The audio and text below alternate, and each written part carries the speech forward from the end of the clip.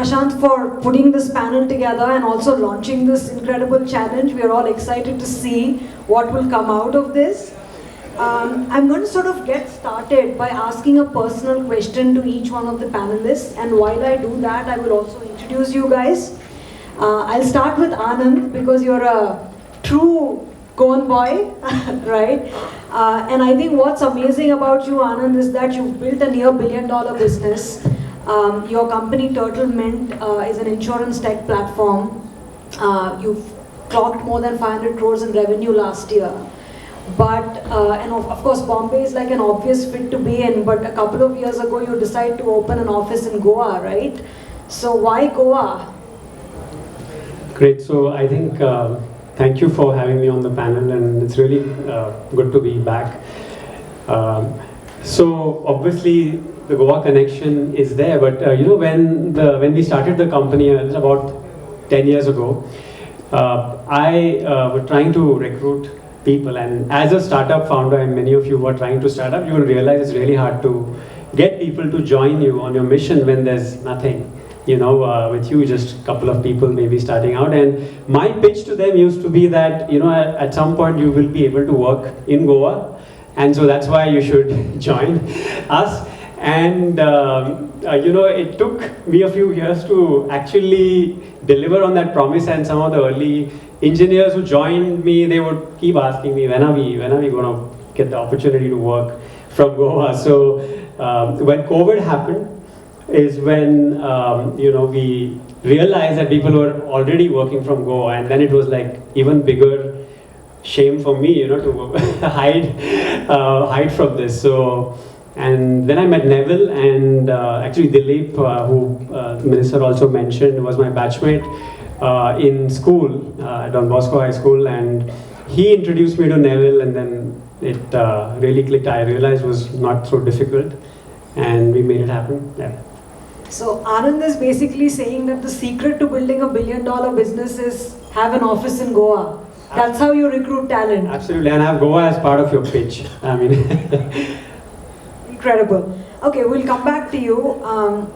So Rahat, right? You run a very interesting sports technology company, and so how many of you are cricket fans over here?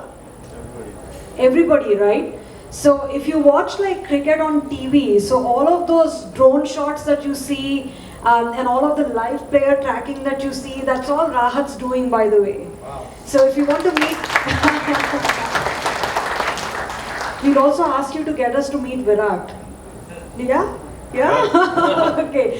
So what made you kind of like move in a big way to Goa? Why did you set up an office in Moira? Thank you firstly for having me here and for that lovely introduction. I think Goa, where it happened, was actually my first visit to Silicon Valley. And I was just trying to explore and understand what is it that they have happening over there that we're not being able to create over here in terms of an ecosystem. And when I went and saw all of these offices, I went and saw Apple, and I went and saw Meta and Google, I got the sense that the space that they've created in terms of just an environment that you can work in is built in a way that you can really push your boundaries. Like, you step out and you've got nature around you, you've got all of this open space, you've got, the spaces themselves were designed in a way that kind of push the boundaries in terms of how you think. And then I came back to Bombay. And I was like, where do I make this, So I think for me, Goa really gave three very interesting things, and I'll just quickly talk about them. I think one was definitely nature, so, just the nature around. I think the other was balance. Just because you don't have the traffic and you don't have, it's my house and my office is 5 minutes away from each other. The quality of work-life balance that I have over here and I'm able to enable for my team is unprecedented.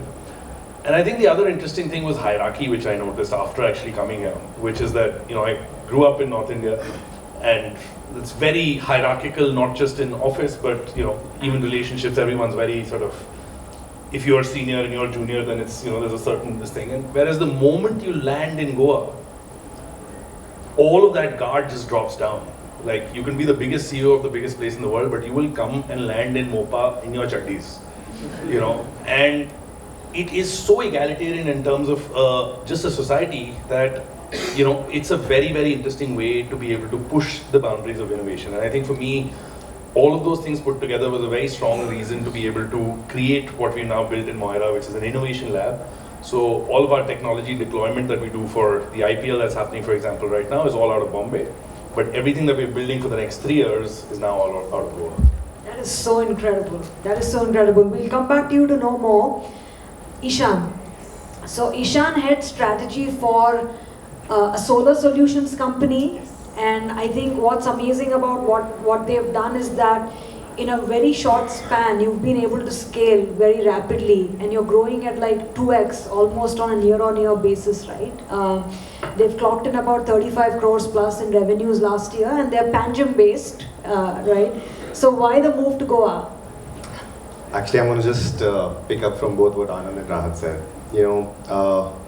When he started about the idea, so first of all, thank you so much for having me here. Thank you so much for the introduction. Why Goa? And we're first originally based out of Gujarat, and coming from a very steel focused industry, and then our transition into solar. And we really thought about it, and that's where the think tank, all of us came together and said that, okay, if there's going to be a next phase of growth for us, what is the right place, and what is the right place that can really propel us into the future. And it's maybe very industry specific, so I'll speak a little about my industry. The fact that towards this side of the country, towards this belt from Rajasthan to Karnataka, there were the solar industry was booming. The renewable energy game was taking a different shape altogether. The pickup in the residential sector as well as the commercial industrial sector was high. And geographically, somehow, Goa actually just made a lot of sense. Not a lot of people speak about it, and I was speaking to you guys earlier, that Goa surprisingly not surprisingly, it's because it's a tourist center, it has got great connectivity. And now we have, for example, projects running across Gujarat, Maharashtra, Karnataka, Rajasthan. And for us to deploy our team from Goa to there, because it just becomes actually surprisingly very easy. That was one of the bigger decisions, the bigger factors in thinking about why we should move to Goa. And surprisingly, when we moved here, and there was a question of talent, and I'm sure we'll talk about it, and it's been spoken by Rohan sir as well, that the talent. And surprisingly, we discovered that when we were thinking of developing a headquarters or a think tank based out of Goa, there's a certain sort of population that Goa has attracted, in my opinion, over the period of last 2-3 years, which is actually, been there, done that, and let's now share our experience. So there is that kind of a talent also here.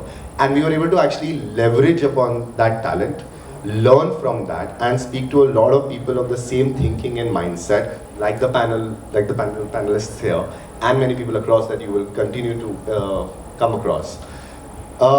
So much to learn, and we've actually been growing, thinking that this is where our future lies. This is where our leadership team will lie, and we will have arms and legs across the country. But this is where we feel that the brain is going to be. Much like what Rahat said about the innovation wheel from here, our strategy and innovation is going to lie from here. Oh, that's such an interesting point, right? I think a lot of people, founders who made a lot of wealth, have sort of moved to Goa, right? So it's an obvious fit to build something smart out of here. Very cool. Okay, Sumit, right? Sumit heads international sales at Goa's first unicorn. What a feat. And they managed to do that by building something very amazing in science and research, MolBio. So tell us more about what makes Goa tick for you. Yeah, firstly, thanks for having me. I'm kind of doing proxy for our founder, who was supposed to be here originally, but I hope to be a good proxy. I echo completely what Rahat, Anand, and you said as to why Goa. So I go back to 2003 when I came to Goa for the first time. And I had told my boss back then that I'm going to Goa for my next assignment. And he kind of laughed at me and said, Goa, of all places, are you sure you're going to work? I was like wondering, why did he say that? Today I know. But in a nutshell, in one sentence, if I were to respond to what everyone else has said, in our language we call it the smell of the place. It's just the smell of Goa, you know. And the smell can be defined in so many different ways. It's the people, the atmosphere, the ecosystem, the laid back. You know, business is otherwise all about pressure, pressure, pressure, right? You would have seen in the earlier discourse how much of pressure is there in when you ask for investment and funding and so on and so forth. But when you have the backing of a place that kind of has your back, or you know that at the back of your mind that I am in a place that will have my back. I think that's one great comfort that you kind of seek all the time, and then the output becomes that much more better. I think everyone will say, as he said, after having visited Silicon Valley, we do that all the time. And then you come back to Mumbai, you kind of see the difference in the smell of the places, right? I come from the Northeast, and for me, the smell of the place was very, very much essential to my initial years, right? In the Northeast, it's all about virgin, greenery and all of that. When I came down to the major cities, Kolkata for me was my first job hunt. I was in a completely different world. And then a decade in Kolkata, and then the next 23 years now, and still counting in Goa, I have absolutely no regrets. So again, the smell of Goa, I think, is what is definitive for me as well as for Mumbai. I think when you talk about smell of Goa, all I can think about is fish, and I'm hungry now. But you and Rahat make such an important point, right? Which is that I think in the valley, when you go and spend time, there's just so much that founders can go and kind of de-stress, right? Because there's incredible beauty around, but you don't have that in cities in India today, sadly. No, absolutely, and if you consider our industry, as you mentioned, medtech. In medtech, there has been hardly anything from India. Forget about Goa. You know, we've been entirely dependent on imported technologies for our medtech. So to kind of see the niche area where we are operating, I think even that much more important to figure out that what the smell of the place actually gave you. You know, right from ideation, and when you really want to ideate, you don't want anything else to bother you. Forget the smell of the fish as well, right? You don't need any more smell. So you need the absolute pristine kind of a backdrop to lead you to like effortless thinking and ideation. So I think all helped in what ultimately got us to this stage as India's first medtech unicorn. And an IPO soon. That's in the offing, yes. Yeah. Lovely. We'll come back to you. So now there's only one bad guy on this panel, Prasad, you're the only like full-time practicing VC right now. I'm on a short sabbatical. So tell us about, as a VC, you know, I mean, before the pandemic, when I was at the firm, I mean, it would be unthinkable for us to say, let's go and find deal flow in Goa, right? Nobody is saying that. But today, things have changed. What are your comments on that?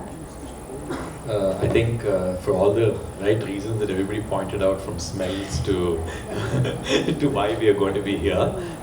See, Goa has been a place. I mean, an investor of mine just called me last night and he said, "Where are you?" I said, "I'm in Goa." "Oh, you went to have fun?" Okay, so it was associated with fun. It was associated with great climate to come here, right? And obviously now, better quality food, better experiences, everything, right? So I think it is what you want from life, and that's why people love to move here. Last year we did a small, family office visit from Europe to India, and I picked Hyderabad because I was there in Hyderabad, so it just gave them a sense of what urban cities which are well planned, which are organized look like. And then Goa, right, where also the infrastructure is great, but at the same time they can have some fun, creative people, all that stuff. So they went back with an impression that, Goa for them was exactly what a startup city embodies, right? In terms of the vibe, the energy. I mean, if you go to, I worked for about 15 years in the Valley, and I've been, working with many startup nations, Israel, Berlin, all of these places. All of them have one thing in common: the atmosphere is casual, right? And it allows you to create things. When the atmosphere is casual, it allows you to collaborate. When the atmosphere is casual, it allows you to scale companies, because you're not in a high pressure environment to compete, but you're in an environment where you can actually think very clearly what is your uniqueness of the business model, right? I think with Mr. Rohan, I met him about 7 years ago. He's still just once, and then when I walked into his office yesterday, he said Vanga. I said, oh wow, you remember my name, so that's like the level of his memory and connect, right? But we talked about a bunch of things. As a VC, we've always invested in a lot of fun things. Basically our outcomes are three: living healthy, mitigating climate change, and enhancing urban lifestyle, which I think is what Goa is a really true example of. And I think the timing is right. We've got more than about 80 companies in the portfolio now globally. Some of them have become unicorns, some of them gone IPO, some of them are international companies wanting to scale up in India. So Goa for us seems to be an interesting spot to have an Anthill house, where interesting entrepreneurs, founders can come, work together, have fun, and at the same time build companies, right? Sign us all up for Anthill House. We are coming, okay? Absolutely.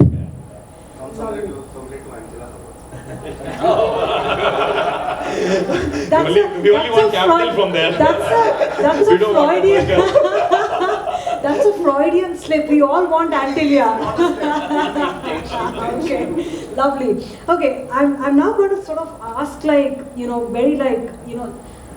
questions about this idea of scale, right, and building scale from Goa. But before we get there, I think the observation among all panelists here is that ambition really stands out, right? All of you are extremely ambitious, and all of you are leaders in your own space, right?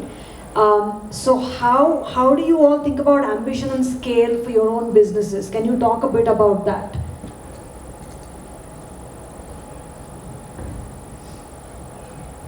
So yeah, absolutely. I think without ambition, it's really hard to create something big and meaningful. The goalpost has to be set very, very high. And for us, for example, in the insurance space, there's so much. It's such a large sector. More than $100 billion of insurance premiums are written. And we are close to that number in India alone. It's a very large category. So picking something which is large is always helpful, because you can then have more room to maneuver and pivot your startup, whatever, right? Try to figure out what the right problem set or solution you will go after. And ambition is also what attracts everybody else. It attracts the investors. It attracts people who want to join on your mission.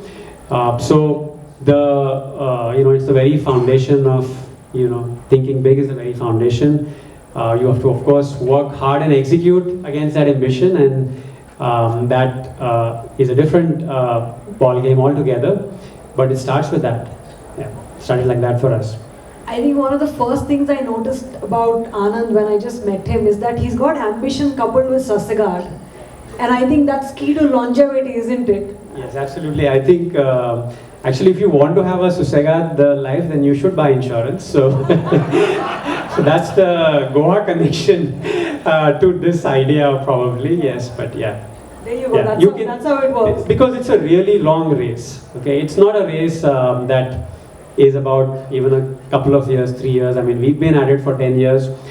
We've got to this scale, and when we look ahead, you feel like you've climbed up a hill, but then there is another hill or a mountain, even bigger to climb. And so you just need to have the stamina of a marathoner, so to speak, to keep going at it. So yeah, so you need to be calm. You can't run out of steam. Lovely. Can we have Prasad weigh in on this? Sure. So our positioning statement for Antil is scale with speed. Okay. And initially there was never an idea for me to create a fund. The idea was that how can we help young early stage entrepreneurs scale with speed, because that's the most necessary thing for them to get follow-on funding, build their business model, increase their market share. Speed the young entrepreneurs have, and the larger organizations have scale, and they have distribution, they have compliance, they have processes, right?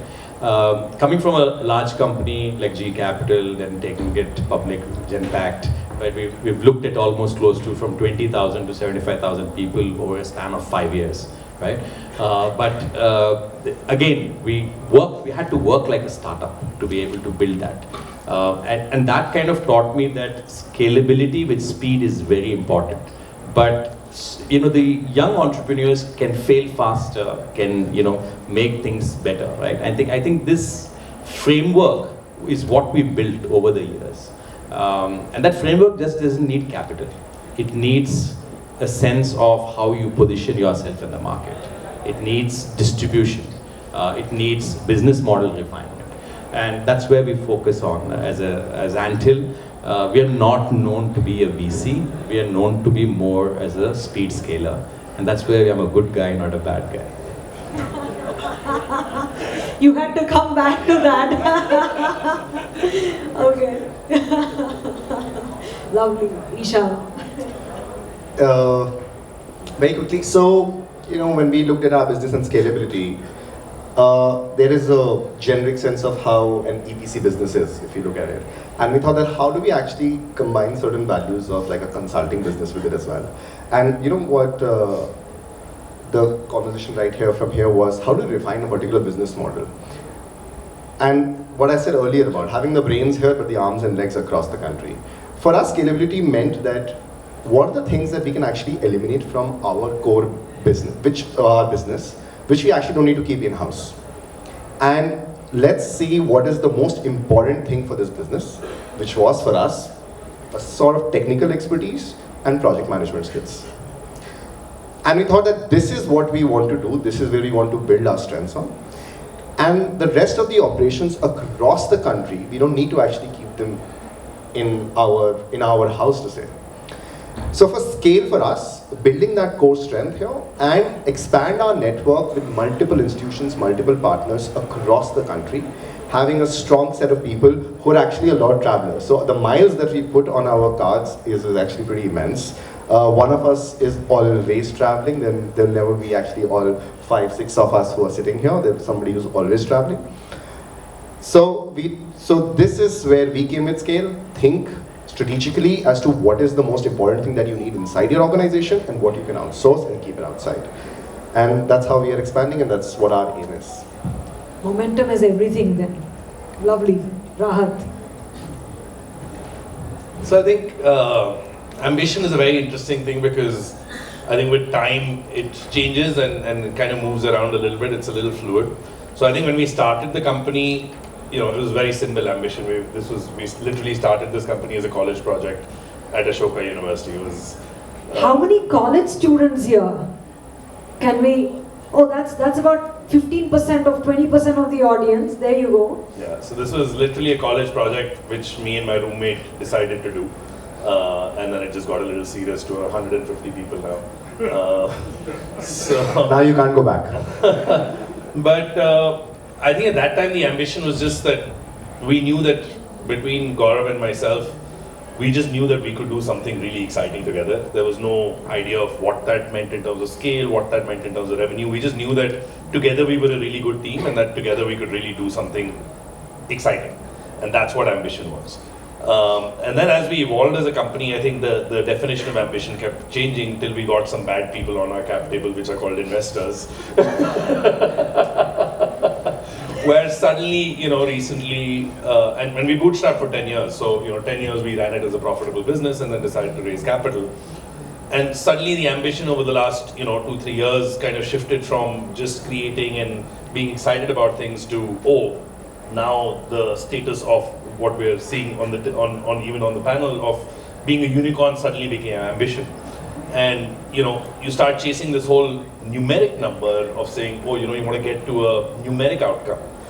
And I think as we spend time building that relationship with ambition, we realize that we're kind of moving all over the place because, it's, trying to chase a number, the love of what you're doing kind of suddenly starts dying out. And I think over the last year or two, we've kind of recognized that again.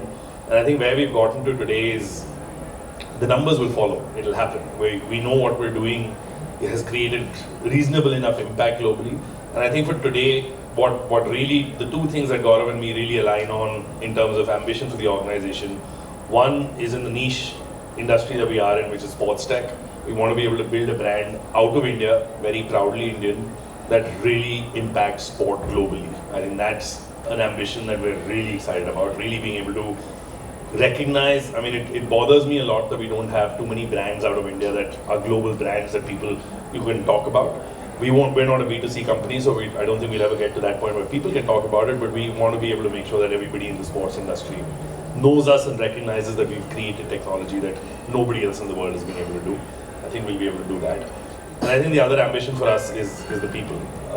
I think just all of this success is, at the end of the day, it seems like, oh, you build a startup and you sell it and that's the journey. But I think for us, both the founders, it's really about, okay, how can we design success not just for us as founders, but design success where everybody feels a sense of that pride in what we put together.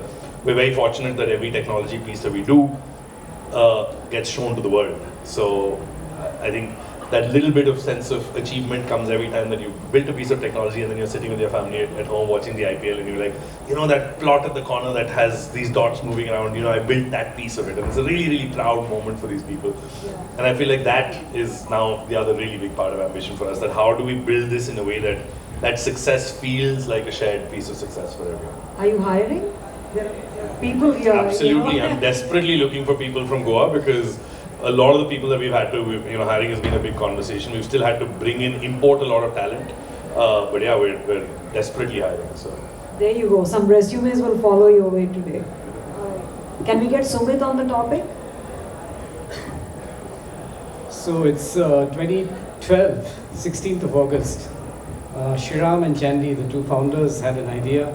And as the first employee, I was of course working with Shriram 10 years prior as well. So as the first employee, I had belief in that idea and I, more importantly, belief in myself. So the trio had one single vision, not ambition then, that even though we're in a niche medtech industry, we want to be a global company from India, from Goa. Not only India, but from the small state of Goa. So that's how it began. We stuck to the very simplistic and commonsensical approach of doing something first at home. Charity begins at home. So the first 4 or 5 years, we just kind of did everything for India. So it was an India-centric program that we did. And that's after that, when India was done, just before the pandemic, we got the bad guys in because we needed fun to go global as well. So these guys won't let it slide today. They will stay. So yeah, and again, just cutting it short. Today, as I speak, and I'm very happy to tell you that of all the Indian states, Goa is the only state today that considers its diagnostic to be upfront NAT. If you when I speak of TB especially, Goa is the only state that does all TB diagnosis using molecular diagnostics. And most of it is, of course, small bio. So that's a proud moment for us for the state. And then the next part, one thing led to the next. So that small ambition of wanting to go global started with our own country. And today, as we speak, you would see, if you visit our LinkedIn page, you'll see Mr. Bill Gates himself holding our system with pride because he missed the bus. We got the other bad guys in. He did not, at that point of time, buy into our system. As I mentioned earlier, in the medtech field, even today, we are heavily dependent on imported technology. So when I started out as the first small bio employee with the box in our hands, our own countrymen refused to believe us. So that did not kind of unsettle us or make us feel in any way inferior. But, as they say, we fell down perhaps 100 times, and each time we got up stronger, right? So ambition was always there to be global. We've done that. That we would be a unicorn, we never even thought about it. It happened over a period of time. I guess it will go even further. But that was not something that motivated us. What motivated us really was we had this idea of understanding where gaps are in the medical field. And our entire intent, because we came from that background, we've spent years, and our entire intent was to do something from India that mitigates those gaps. And as the minister was speaking, and if you remember during the pandemic, we had that kiosk in the Dabolim airport that was doing COVID testing throughout the, So I would actually suggest that we could actually help continuing to do that, because Goa tourism is such a big thing. We have now ventured into sports, in terms of athletes having fractures, which many a time that they are not aware of. So we ventured into very, very small, ultra-portable radiology equipment, which is just the size of a Yashica camera, if you remember the old days. So the entire paradigm today is that if you are sick, you are not going to the laboratory to get tested. The laboratory will come to you. So the ambitions are kind of getting bigger, but everything that we do is with the mission of ensuring that healthcare is at the pinnacle of whatever we do. So good health, and I think everything rest follows. So whether it's IT, unless you have a good health, whether it's physical or mental health space, which is even becoming important by the day, I think the rest is all good as long as your physical well-being is taken care of. I think that's the overall vision of our company. That's a really incredible story. Thank you for sharing. But only because you brought up Bill Gates, I have to say something. There's a little company in Pillan, Goa, called Kokoleni. They make glasses.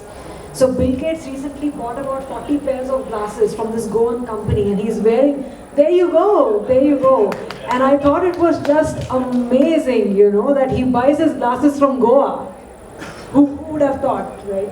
Okay, so my second question to the panel is around talent, right? And I think on this panel right now, there are two opposing thoughts about talent. I mean, here is Rahat, who said, I'm desperately trying to hire locals from Goa, right? Whereas you said Goa is, enables you to kind of recruit talent and kind of retain talent, right? So what's this conflicting view on talent? Is it easy to hire here? Hard to hire here? Should you hire local? Should you bring people from outside? Can we talk about this a little bit? I can share a little bit about what we've done over the last 2-3 years, and we built a decently sized team, about 50 engineers in Goa, and I think when it comes to the fresher talent, the young talent, we've gone to the local Goan colleges, GEC, PCC, NIT, IIT Goa, BITS. So there is a very good ecosystem of good colleges available that you can hire young talent from. But to mentor them, you need to bring the senior talent, and those folks, sell Goa and get them to move. So we have a couple of them from Turtlemint sitting here in the audience. So we got that mix going. And the kind of work we do in Goa, by the way, is absolutely cutting edge. The AI work, the data science work, that is happening out of the Goa office and we have offices in Pune and Mumbai as well, so tech offices. So it's very much possible to do that if you are able to bring that mix of experience, and the young folks are very much here and they are on par. I mean, because we do the same kind of testing for across all the campuses we hire from, be it in Goa or outside, and they go through the same sort of evaluation process, and we found awesome young talent in Goa. Rahat needs that college list, huh? Yeah, no, we need to chat. And I think the difference is fundamentally, to answer your question of why the opposing views, is because we haven't spent much time here. It's only been 3 months that we've been here, and I think the talent that we were looking for was the high skill talent that can then potentially train the lower skill or the fresh out of college talent, because to be able to hire fresh out of college talent, how do you organize and manage it in a way that you're able to get the outcome? So I think that answer actually covers where we're at, because we've only been here 3 months. But I'll give you an alternative. We were chatting about it a little earlier, which actually really works well for us. So we're not being able to find the high skill AI, and the challenge with what we do is that it's extremely cutting edge. So it's very deep research in computer vision, very deep research in NVIDIA, very deep research in camera tech. So and it's unlikely that we'll find that kind of experience here. But the beauty of Goa is that being over here, I'm being able to write out to people anywhere in the world, and I'm able to say, hey, we'll fly you into Goa. Can you come and help? So in the next 3 weeks, the quality of talent that is coming into Goa from all over the world. I have people coming in from Poland next week. The week after, I have 3 professors coming in for 20 years of experience each in building tracking technologies. All 3 of them coming to Goa to spend a week at BITS Pilani campus, because we're working with them in partnership at their stadium. And I was telling you earlier, which I find really hilarious. This is a true story that's happened multiple times, where if I request for a meeting with somebody in Bombay at my Bombay office, they'll ask me for a video call for an hour. And I'll only get an hour of their time, and it'll be a very serious dhanda discussion. Whereas the same person, and this has happened at least with 4 or 5 people now, I'll say, hey, I'll fly you into Goa, and it's 3,000, 4,000 rupees a ticket one way, so it's not like it's a very expensive proposition. Come on a Friday, we'll spend the weekend together, or come on a weekend and we'll spend Monday together. They'll come and spend the whole day with my team. And the quality of engagement that I'm able to have with these people who are coming, I have an office in Bombay, we could have done the meeting there. They have an office in Bombay, we could have done the meeting there, but they're so happy to fly all the way down to Goa, spend really, really high quality time with the team, and build out stuff that, would have been a lot harder to do otherwise. So. No, that's an amazing perspective, Ishan. I was going to add to that. In my previous avatar, I was working as a corporate lawyer, and that's how it started. And in fact, we sometimes resolved, like, I kid you not, multi-million-dollar disputes by calling people to our retreat offices in Goa. And we used to say that, okay, nothing's going to happen in Bombay and Delhi, and you guys are really antagonistic about things, you guys are fighting way too much, and we really need to resolve this. And we would fly everyone down, host them, and like, okay, now thrash it out. And then in the evening, for sure, let's open a drink, look at the beach, and then we'll go back to it tomorrow morning. So it was something that we found amazing. To answer the first question, our story is very similar to Rahat in terms of the talent. Though we realized that in different pockets you could find different kinds of talents. We've been fortunate enough to find a lot of. We have people even from the hospitality industry as part of our skill set, because we really believe in the idea of lateral thinking and the fact that different people from different industries can actually solve certain problems. So we actually invite people from different industries to look at certain things which an EPC industry is looking at. And hospitality sector with their project management skill have actually been very helpful for us in that regard, which is a surprise to us as well. And then ensured that our faith in this idea of lateral thinking grew pretty much. Lovely. Can we get Sumit to talk about this? Yeah, I think first of all, you all have got another sense of the smell of the place. Even though they have said it with the bottles, bottles are there everywhere, but the Goan bottles, I think, tastes that much better. So, I think Malabar has got a whole lot of local microbiologists and life science postgraduates in the R&D, in the production, QC, QA. What we would really want to see is, when you get talent from right out of their postgrad classes, they are good in their fundamentals, but they aren't really what we call industry ready. So and this is very personal, and I think this is something that you guys discussed last year. There needs to be some kind of counseling within the university or colleges, wherein at least some courses, my classmates who've now given up their corporate jobs and have gone full-time into this called communication trainings, what the industry really requires, that would actually facilitate a much bigger pickup of talent pools from within the state. Otherwise, as he also mentioned, you actually have to look outwards out of the state for talent at maybe a mid-level or a senior level. So if that kind of industry readiness were to be built in within the curricula in the state, that would be a great advantage. But having said that, at the sub-medium levels in terms of production, in terms of the QC and all of that, we have enough good talent from the state. But when you need to move higher, I think that criticality of being it's of course internal as well. You need to figure out where you want to go, as you started with that question of ambition. So as the minister said, I would love to see local students having that ambition, because when you get stuck in the lab space, which is what production and manufacturing is all about, there is a limit to your progress. But when you kind of venture out of that, because the fundamentals are the same, but as all of them said, that we are moving across the world, that is exactly what the marketing and sales team does, right? Or the product management team does. But people who have had life sciences postgraduate backgrounds are very loath. They're very loath to accept sales and marketing as a career option. So it's not that sales and marketing is like very devilish or very diabolical. It's nothing like that. It's all Sumit about is a nice people. guy. Yeah. So I think those kind of academia industry interactions could be very, very helpful.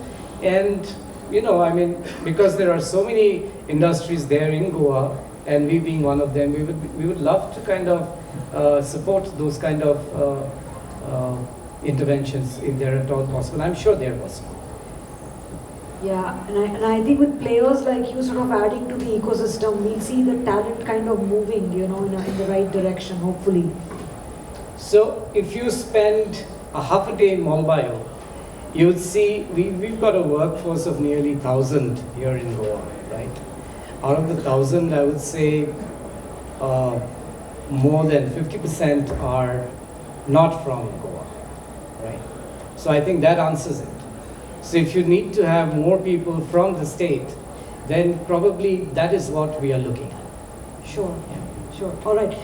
Prasad, finally did any of your portfolio companies choose to build their offices here? What are your thoughts on Go on Talent? Yeah, in fact, our first investment 10 years back, 91 Springboard was the first company that moved to Goa, really. It's been, I think, 9 years since they moved here. But after that, we had another company called Squad, which has also moved here. But there are discussions with a bunch of the founders who are in creative industry, right? I mean, I think what Minister pointed out earlier also is that we're not competing with other states for saying it's a technology destination, right? We're saying it's a creative capital destination, which means that the category of people that you're looking at is slightly different from saying, oh, I'm going to go and put up BPO centers of 10,000 people here. No.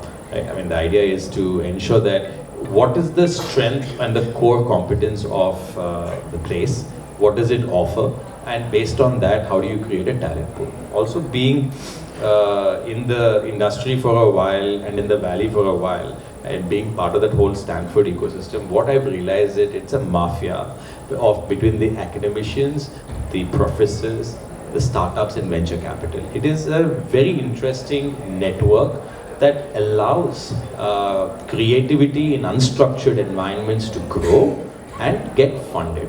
Okay, this is the most important part. Is if you don't have enough capital, companies are going to fail, right? I mean, it's signing a 10 lakh check or a 1 crore check won't make any difference to companies. You need to have the right amount of capital at the right time to scale, and that can only come from wealth. Now, how does wealth come into Goa, right?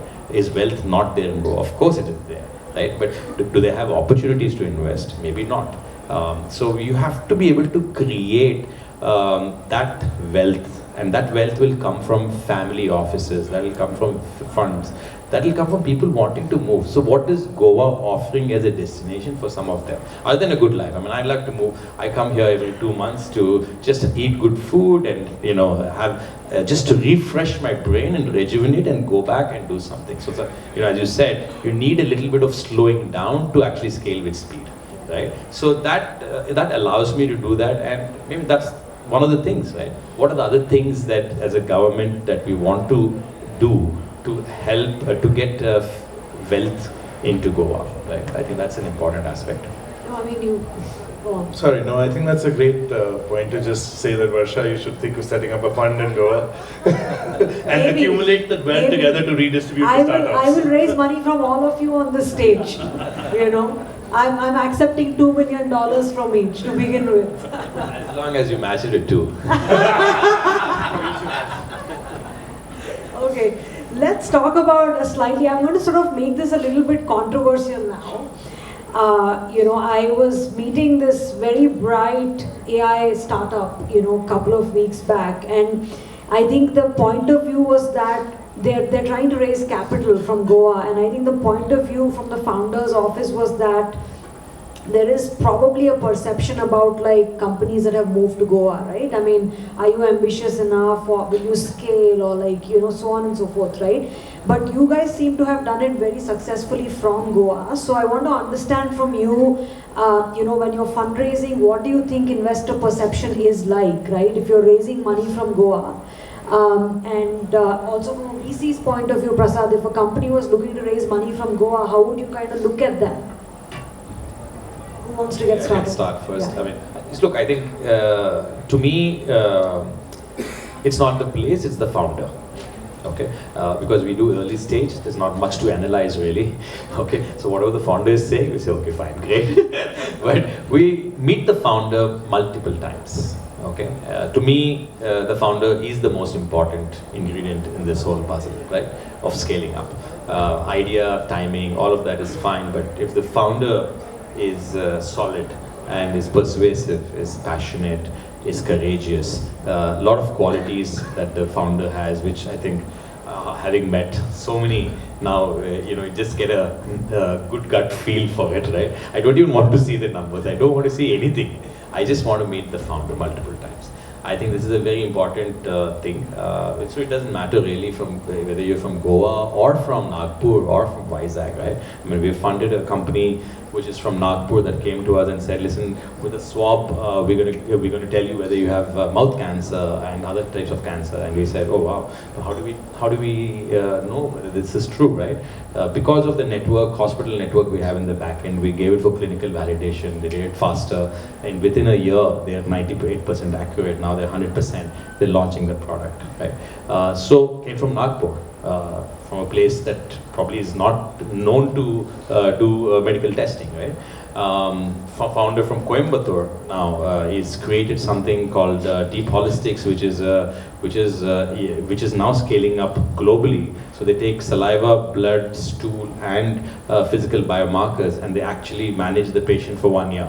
So, and it's just fantastic. So, I mean, people from smaller B and C cities are coming up with great ideas. Their ambition is at a different level. Okay, and for them, I think they'll be able to also create interesting stuff. So I'll keep looking at opportunities, and that's why we'll have the Antle House here. No, I completely agree. I think the investors who sort of question founders on location will eventually kind of lose out, right? I mean, you've got Bill Gates wearing glasses from Goa, and you just have like minimalists that sold out from Jaipur, right, to HUL. So I'm with you on this. Can we have the entrepreneurs weigh in on this? Yes, I totally agree with you know, Prasad. So it doesn't matter. I think it'll be naive for a VC to look at Goa as a location and then bring, you know, their own experiences, which are great and enjoyable, to reflect on the startup. It's the founders that matter, and as long as Goa can attract the best founders, and they may not be from Goa, right? They have to be from Nagpur or Coimbatore or wherever. If they are willing to be in Goa, I think, you know, doesn't matter. You know, it's really the talent, the founder talent, the kind of talent we have on this panel. It's very rare, and it needs to be. I mean, Goa. And one thing that Goa can do is to bring that to Goa, and I feel for that talent, Goa has a very, very natural, you know, pull. So it's just working on that and working hard on that. I think it will happen. Lovely. So let's hear from the Rajkot guys to move to Goa. I think genuinely, whenever we've spoken to any investors, it's the idea that it's the founders at the end of the day. And I think we can actually add to the mix to the idea that even if you are not looking for that investor round, and like many of my peers, some of them have actually gone directly for an SME IPO or the IPO round. Especially in the industry that we are in. And I can understand different industries have different demands of capital. And there is a certain scale that we can grow to in our industry without actually needing the need for that angel investments or the VC and all going forward. And at the end of the day, in that document, having a Goa address is irrelevant. So that would be my view, echoing with the rest of the panelists. Lovely. I'll give you the other side of the equation, which is that I think for me, the move to Goa was a very nervous decision, and I was extremely worried about taking it. I was thinking about it for about 2 years, and then took a full year to actually make it happen because we had recently raised capital. And the narrative for an investor, if he's not sort of genuinely involved in the business and not actually looking at sort of it from a close lens, will be कि पैसा raise करा, अब founder को गोवा जाके party करनी है. So, I was extremely worried about that narrative because it is a very easy narrative for somebody to kind of just fall into and be like, it's misuse of capital. But I think we were very, very fortunate with the investors that we had who, really listened to the narrative once. And it's not a tech city to move into. We're doing really deep tech research, which this is not the city to be in from a talent perspective. It's, you want to be in a Hyderabad, a Bangalore, a Pune. And that's the first conversation with anybody that I've had. Goa, why not this place? Why not that place? But I think we were very, very fortunate to have investors who, when we had the conversation and gave the narrative of what we were trying to do here, really resonated with it and didn't question it. They just said, if you truly believe that this is what it is, and I think that comes down to what Prasad was saying about investors really trusting the people that they're, getting in bed with, I think makes a massive, massive difference. And I think we were very, very fortunate to have investors that just trusted us with it and say, go with it. It's only been 3 months so far, and I've given myself 1 year before I question it whether it was a good idea or a bad idea. I'm giving myself till March next year to be able to be like, take a call whether it was a good idea or not. But I think 3 months in, I'm pretty confident that was a good decision. That's a very vulnerable, confession, right? And it's really appreciate a founder sharing that. Can we have Sumit talk about it? So I think I would agree to what you guys said, that it's at the end of the day, it's just the person and the talent and the idea that they bring in. I would take cricket season है तो cricket की ये लेते हैं भारतीय team में आप देख लीजिए, the earlier years used to have people from big towns. Look at it today. So it's only the talent that matters. And if the Indian T20 team today were to be looked upon as a startup, would we have the bad boys lining up to support them? I think we all know the answer, right? So I think it's just the talent that matters, whether it's Goa or any other place. It really doesn't matter. As long as the talent pool is there, and as he said, folks are passionate, folks are trustworthy. That of course takes some time to understand. But at the end of the day, it's just the person and the talent and their vision. Yeah, I think that's a fantastic sort of like encouragement for students in the audience, right? They should all build from Goa and make from Goa. 10 years back when I was graduating from college, I think if anybody had asked me project into future and then talk about Goa, I wouldn't have guessed this happening in Goa, right? So I'm kind of curious to understand from the panel, what's your vision for Goa? Where do you think the state will be 5 to 10 years from now? What will future look like? Will we have another valley here, or what's happening? Who wants to go? Rahat wants to go. I think it's a interesting question. I think it will not happen just by imagining it and talking about it. Yeah. So the question is, what are we going to do about it, right? As Goans, as Goa, what are we going to do about it? I think that's the big question. The whole AI thing is a big, I think the minister also mentioned that it's a big disruption and a whole new wave, and everything becomes possible again to be done in a different way. And so Goa can take the lead. There are certain sectors where Goa has a natural advantage, like tourism, for example. We talked about that a lot. I mean, the amount of tourists flowing into Goa into India itself is so small in comparison to how many go to Thailand or much smaller countries every year. And so there's a huge possibility there itself. And Goa could be a great, I mean, it's the gateway, it can be the gateway. Now we have a wonderful international airport, also 2 airports in the state. So that's one. The other thought that comes to my mind, and just hearing, I mean, the government of Goa is running this project, this event. Goa, I think, can be a great location for government tech building. It's a small state, so you can do pilots here. You can, I mean, UPI is a great example of a technology which was built by the government of India, and now it's getting exported to 30, 40 countries. In my career, very early, when I was working in the US, I worked on government tech projects. And therefore, maybe that background makes me see this connection, but Goa could be the place where government tech gets built, piloted, refined, and then it goes to every other state in India. And government services, I mean, government is the biggest buyer of all kinds of services, and not just in India, I mean in every country of the world. So that could be an interesting idea to explore for for us. No, that's really interesting, because only 2 days back, Prashant sent me this founder who's actually testing an agri-tech thing, with the local government. So it's interesting And that this you brought it open up. innovation challenge, a lot of government projects out there, so that could be a regular feature, and then we look at how to scale that. Lovely. Prasad, do you want to come in quickly? Yeah, I mean, on government tech, totally agree. I think one of the most important things to see is how are folks within the government departments, right? I mean, yesterday I spent time with Neville, spent time with Mr. Rowan and all. They're casual, right? I think this is firstly the most important part, is to say, okay, how are you accepting, industry to come in? So as soon as you have that confidence, then I think a lot more will happen within Goa. I think you can create a very interesting positioning in the market. As I said, creative capital, everybody loves to move. I think, you've seen chefs move here, do pop-ups. We have 4 alcohol brands that have come here, set up shops, scaled up from here, became global, right?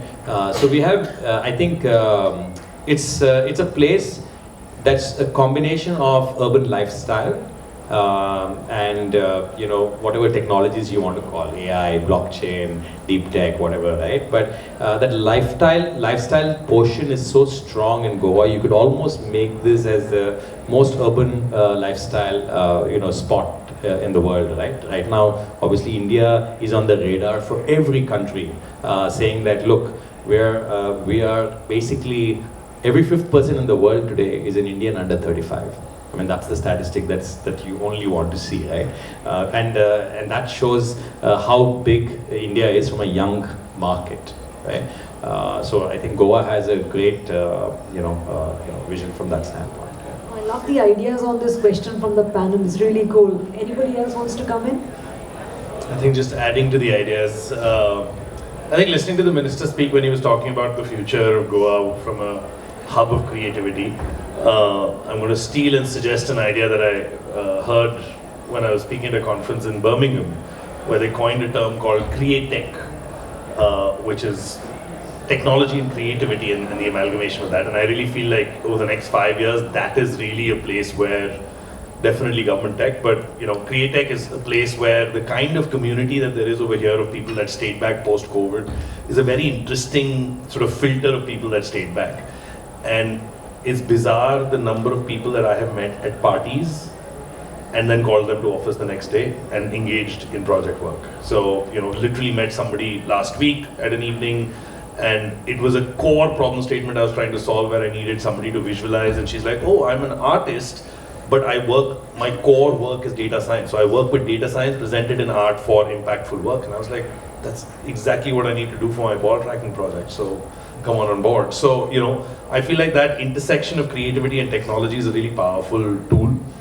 And I think that the support that the government is now being able to put for this initiative of technology, I mean, the minister himself was kind enough to come for our inauguration and himself asked me, he's like, is your power sorted? Is your internet sorted? And I was like, you're the minister and you're actually, bothering to care about these things and actually asking me, clearly saying that the intent of the government and of the department is to be able to support it to a level where they really want to make it happen. And I think that intention is all that really matters, because in the other cities that I've been in, you are just roaming around all over the place trying to get stuff done, and it is just bizarre. But for me, a government official actually asking me aage se and saying, what is it that we can do to be able to, ease your life, I think is a very, very refreshing change. And I think just that enablement that comes from that is going to be very powerful for the success of the entrepreneurship journey of the city. No, that's completely right. I mean, there's absolutely no hierarchy in the Goan government. I mean, everybody is accessible. It's amazing. Anybody else wants to weigh in on this? Yeah. Just adding to that, the intention is now reflecting into action. And you spoke about the minister. I, in fact, was, like a couple of days ago, was at Jeddah. And my journey and the willingness of the junior most officer to help me out and spend literally like 1 hour explaining me everything about the policy, the conversations, and his own enthusiasm to explain things to me and inviting me. It was actually amazing to see. And I have had the pleasure of interacting with the government on multiple occasions. And this one left me very pleasantly surprised. So the willingness, the intention is there, and it is now translating into action. By the fact that having all of us here is also a reflection of that intention, that we are very much open to ideas, we are seeking ideas, and then we are willing to implement them as well. So that, and then kudos to that for that. Lovely. Something, or should I? Yeah. No, I think I'll stick to the smell of the place. So here the minister also, resonates with the smell of the place. But again, just the fact that we've been able to close so many deals by just bringing folks into Goa rather than doing it in Bombay or anything else. I think that is something that the government can really, really help us in creating much more, business-friendly atmospheres, which I'm sure will happen. But all in all, great place to be, great place to do business in. And we are also developing AI, which will probably start out of Goa for all our medtech. So yeah, a lot of investment will happen, and all is well. But the smell of the place is the key. Believe by me. the way, the smell of the place this season is urrak. So it's not fish. As I said, that can be interpreted in so many different ways. But for this discussion, I think the overall smell of the place is what we are referring to. Okay, I have just 2 really quick questions and then we can conclude. I don't know how we're doing on time, but I'm just curious to understand how many people in the audience want to build really large, profitable businesses. Can we have a show of hands? That's 70% of the crowd, right? That's fabulous. So now my question to the panel is, quick, like 140 character advice to this bunch, Twitter style.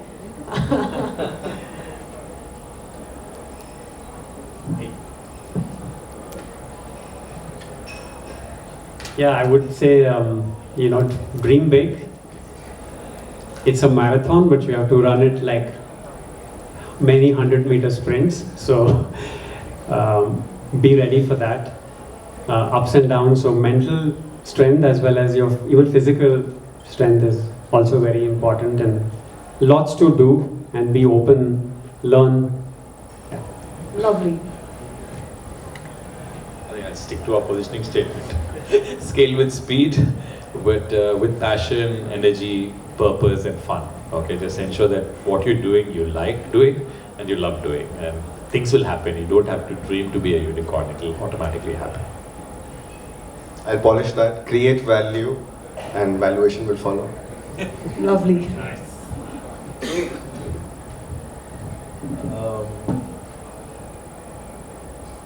not active on Twitter, na? What is your advice for the people who want to build? He's in that mode of advice for people. I think I'm going to steal from Simon Sinek and just say that when you decide that this is what you're doing, whatever it might be, just be extremely clear of why you're doing what you're doing. Because I think the journey of entrepreneurship is extremely tough. It throws you down to the ground, it puts you underground, it makes you depressed, it makes you high, it gives you every possible emotion that you can possibly have. And in the best and in the worst, if you know why you're doing what you're doing, you will see it through. And if you don't know why you're doing what you're doing, you will not be able to rise up again. And I think one of the key things in being able to get to success in the journey of entrepreneurship is just to be able to rise again. So just when you decide what you're doing, just be sure of why you're doing it. That's a really good advice. Sumit? So I will just take lead from him. Please read Simon Sinek's Begin with the Why.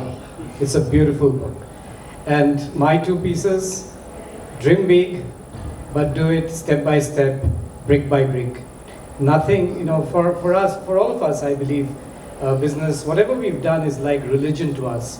And in religion, in our religion, in the Sanatanic religion, we say, dharma ke jo bhi aap kuch karte ho na, jaldibazi mein nahi hota hai. So it will happen, as he said. Don't even think that you need to be a unicorn. If it's going to happen, it's going to happen. No one's going to stop it. Step by step, brick by brick. Love that. Okay, I just have one last question for the panelists. Let's make the minister and everybody happy. I think let's talk about, I know you are a Goan, but the rest of us are not really. But I'm curious to know, like, in what ways are you Goan, right? Like, what adoption have you done? Like, in what ways are you Goan?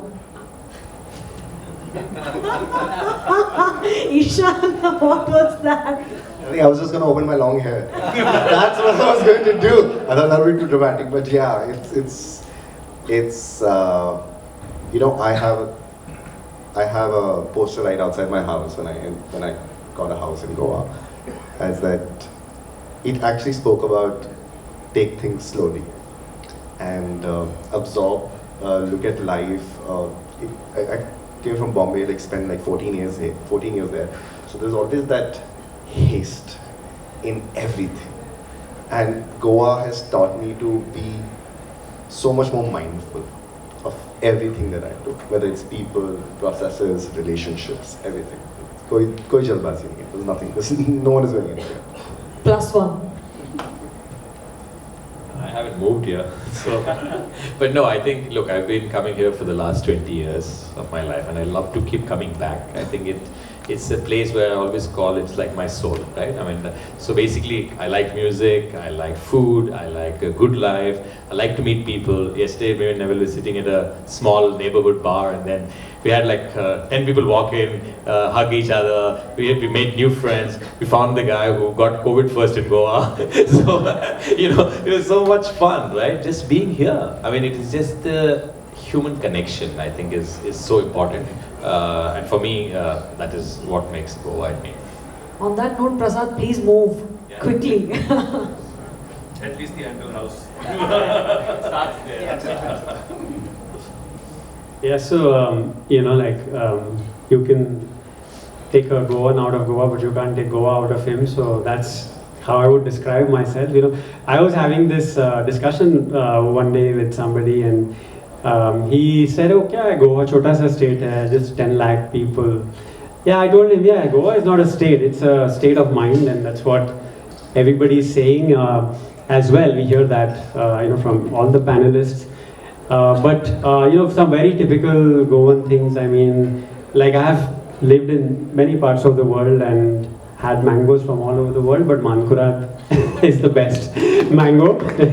We're getting into mango season, so still Very expensive. yeah, it is. It's the best, right? So the fish is the best. The sussegat, the reverence for your afternoon siesta is very high. It's God for a Goan, and though I don't get much of it. And by the way, for anybody trying to do a startup, please forget your siesta for for a few years.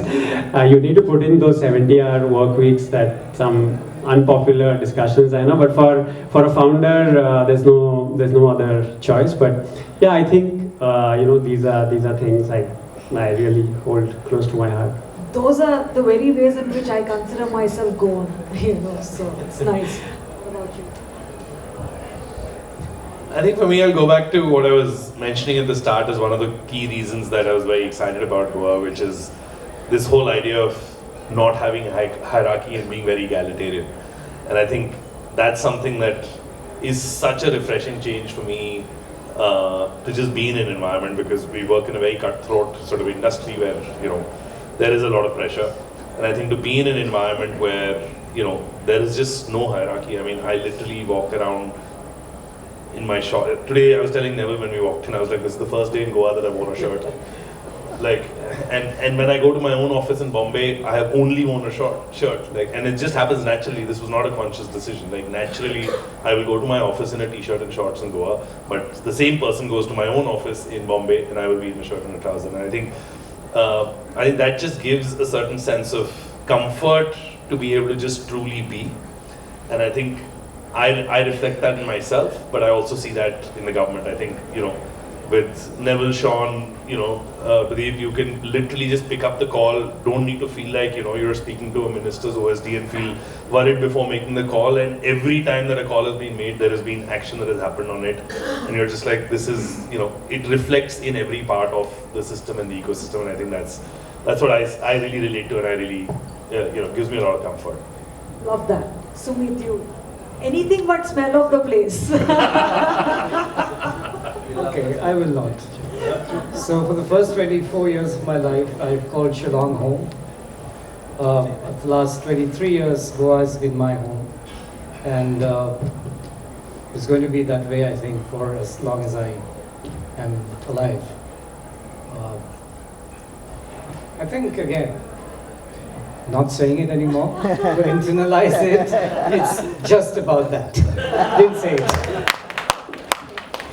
All right. Is there an audience Q&A, or can I conclude? I'll conclude. One question? Okay.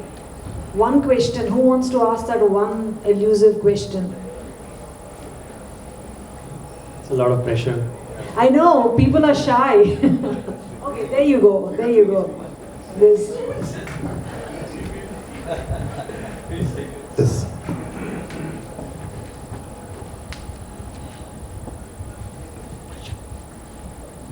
Hi.